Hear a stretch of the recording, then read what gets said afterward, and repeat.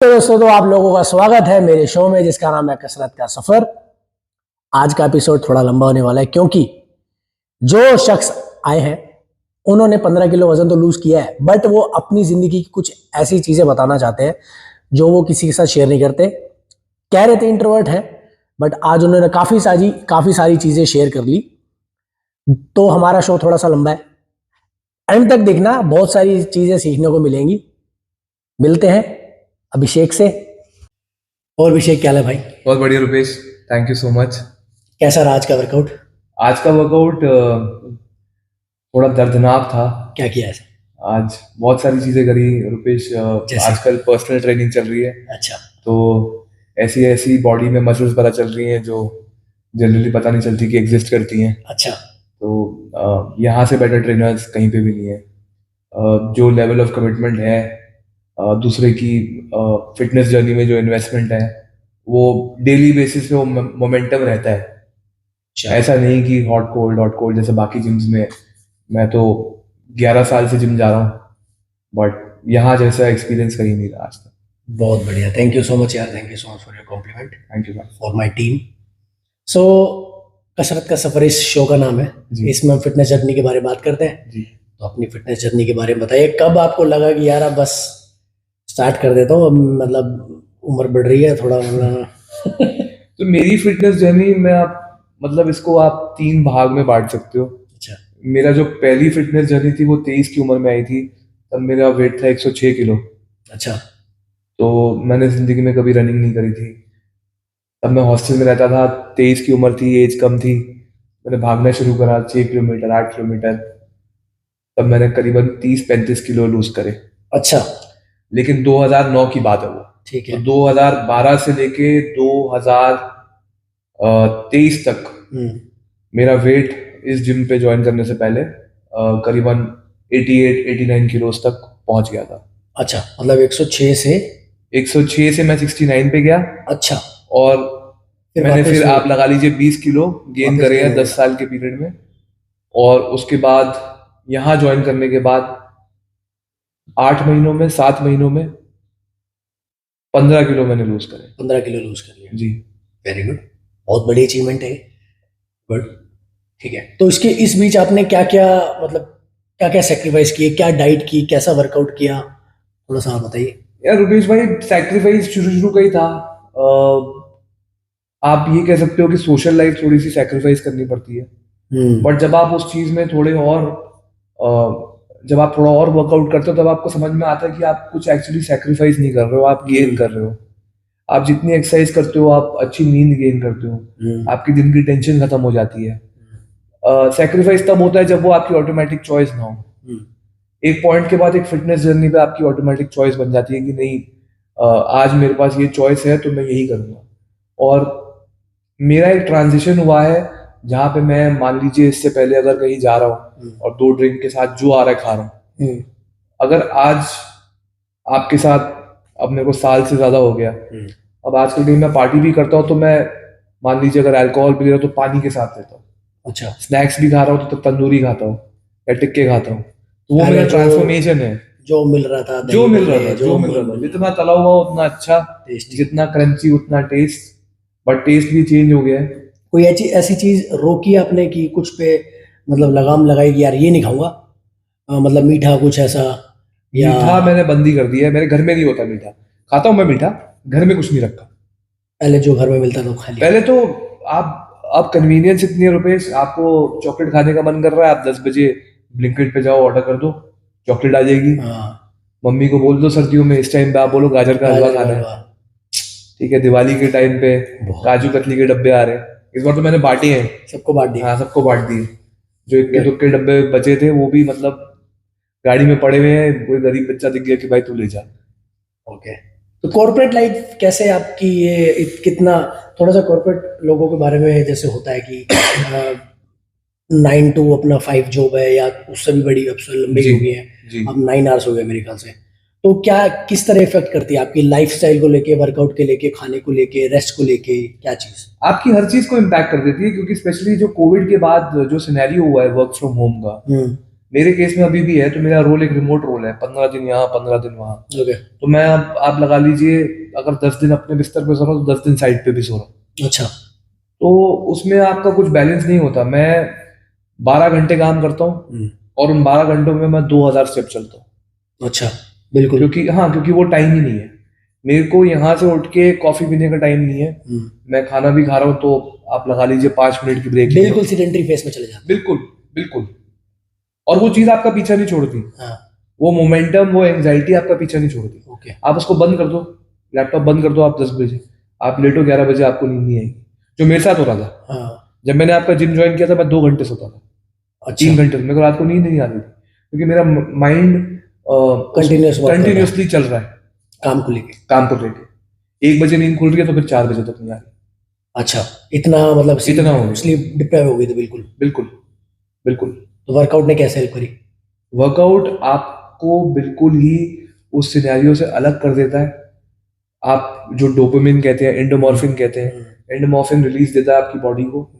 तो आप जो स्ट्रेस इस जिम में लेके आते हैं, जब तक आप यहाँ से निकल देते हैं तब तक वो स्ट्रेस आपकी बॉडी को छोड़ चुका होता है। जीरो।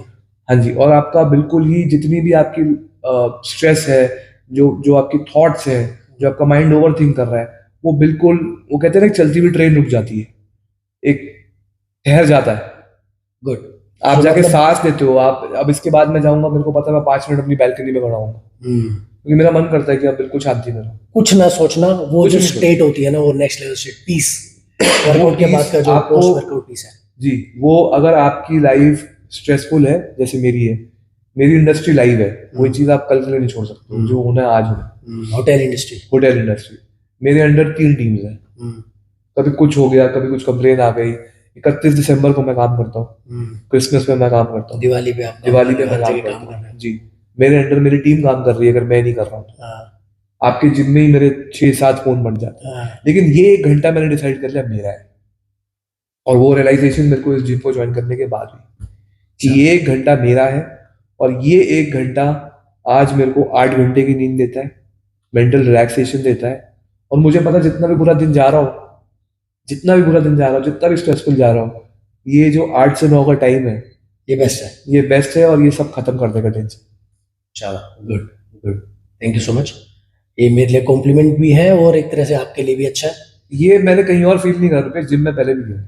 अच्छा, कहीं और फील नहीं करा, तो कहीं और कोई इतना इंटरेस्टेड नहीं है आपके लेवल। बड़े आ रहे हैं जा रहे हैं, मतलब करते आ रहे जा रहे हो आप, 1 साल से आ रहे हो, आपका नाम नहीं जानते।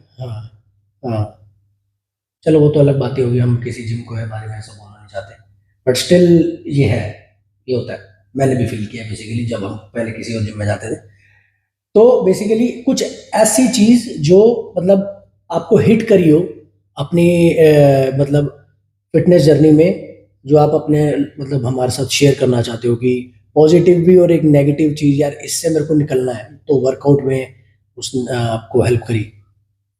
देखिए, दोनों चीजों को मैं अगर बोलूं, पॉजिटिव चीज तो ये है कि आप शुरू में जो आपके बेनिफिट्स होते हैं वो बहुत माइक्रो लेवल पे होते हैं, लेकिन अगर आप नोटिस करोगे उनको तो वो बहुत ट्रेमेंडस होते हैं, बहुत मेजर लेवल पे होते हैं। वो दिखता है, लगता है, वो दिखता है लेवल पे है।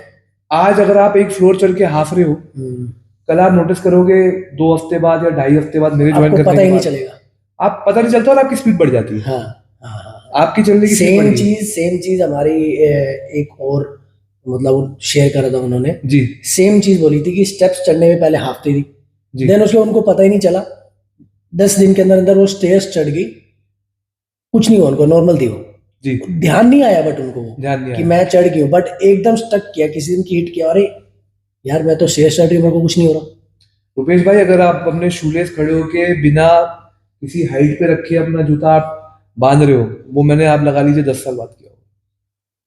पहले मेरे को ऐसी कोई एलिवेशन या कोई हाइट चाहिए, वही अपना पैर उस पर रखा, फिर झुके, फिर जूता बांधा। ये मेन चीज, यही चीज, मतलब ये छोटी छोटी चीजें हैं यार। ये छोटी चीजें नहीं है, लगता है कि यार ये तो छोटी सी चीज है, मान लिया, बट नहीं, ये बहुत बड़ी चीज है। ये बहुत बड़ी चीज है। जब आप सड़क पे खड़े हुए अपने जूते के फीते बांध रहे हो, मैं 37 साल का, मेरे को लगा था 27 के बाद अब मेरी उम्र आ गई है, मेरा वेट 83 किलो से कम नहीं होगा, क्योंकि 74 जो मैंने लास्ट पे किया था, मान लीजिए 2010 में किया होगा। अभी क्या चल रहा है? अभी तो मेरा, क्योंकि मैं अब लिफ्टिंग कर रहा हूँ, तो अभी 77 78 की नाउ यू आर आसपास। Okay with weight training. Strength में आप अभी नए नए नए घुसे हो।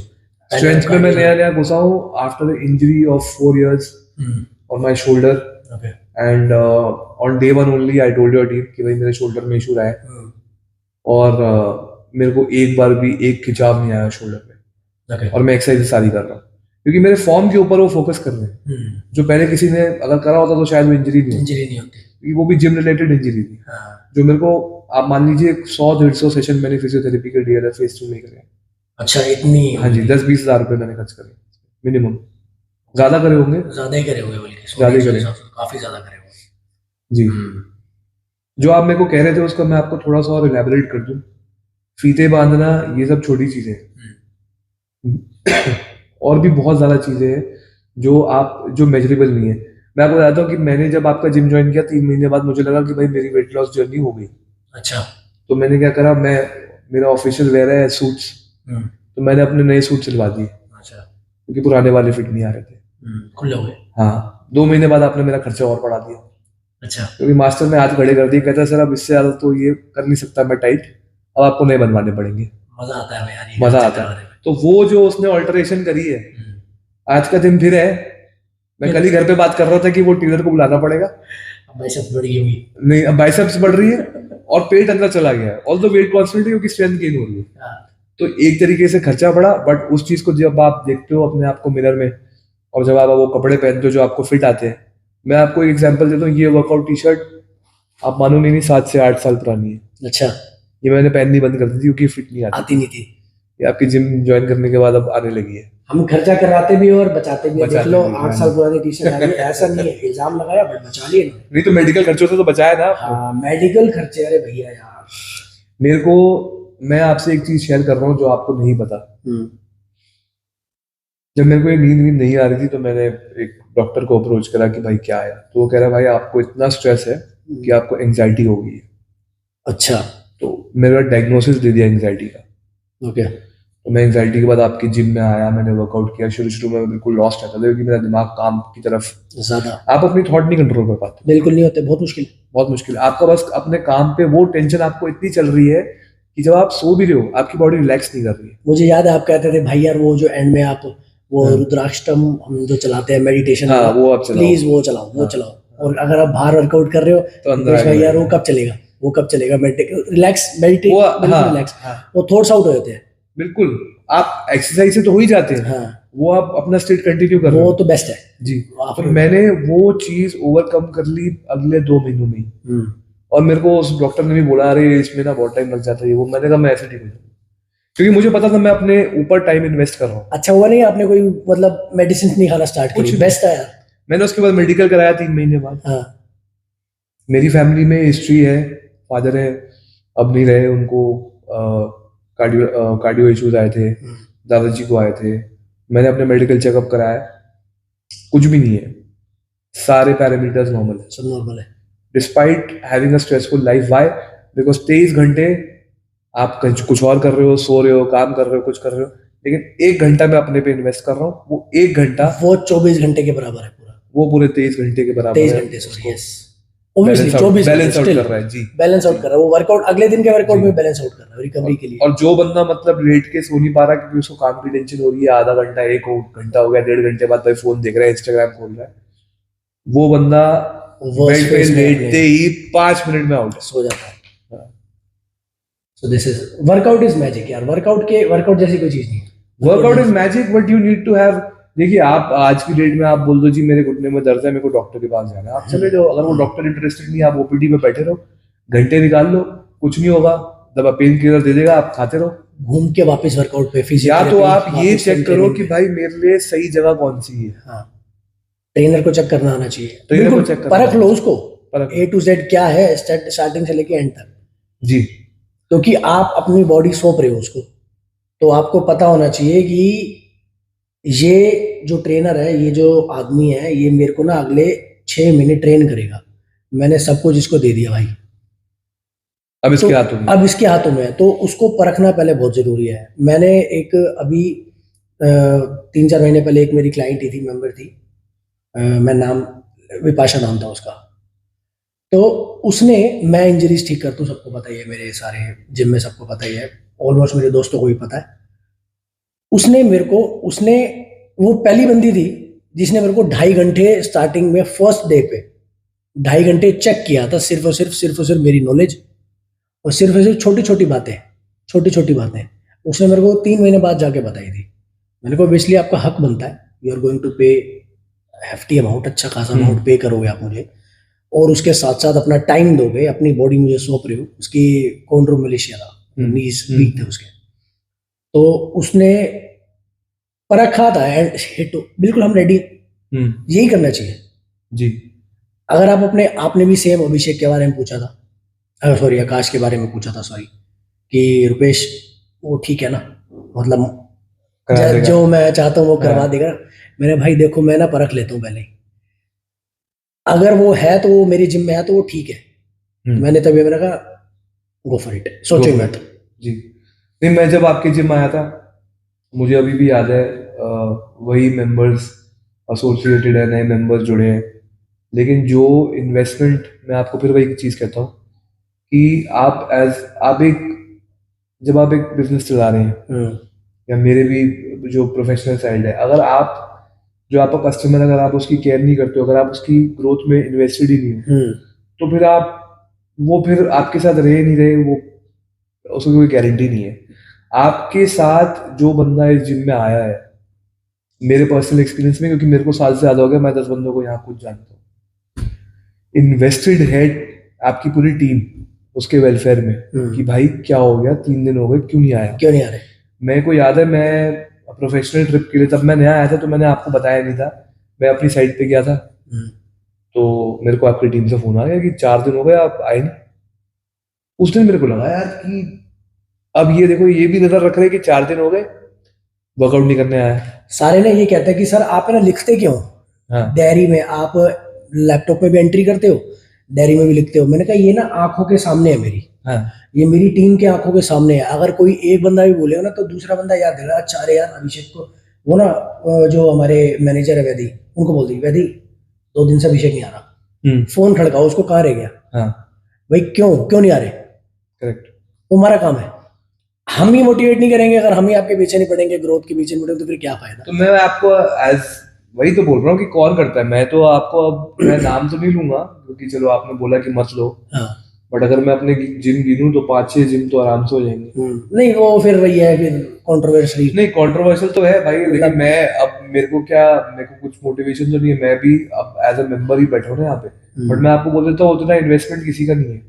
मैं तो इसी चीज से नहीं जाऊंगा कहीं और कि भाई मेरे को पता है कि यहाँ पे जो 3-4 लोग जो मेरा वर्कआउट कराते हैं वो इन्वेस्टेड हैं, उनको ये फर्क पड़ता है कि भाई इसका क्या चल रहा है, ये ठीक से खा रहा है, पी रहा है। अच्छा एक बात बताओ अभिषेक, कल काप्स तो नहीं खाए, कल कुछ मीठा तो नहीं खाया, दिवाली आ रही है, कौन पूछता है? आकाश पूछता है। नहीं वही तो वैसे कहाँ कोई पूछ रहा है, कौन पूछ रहा है? कोई नहीं पूछता।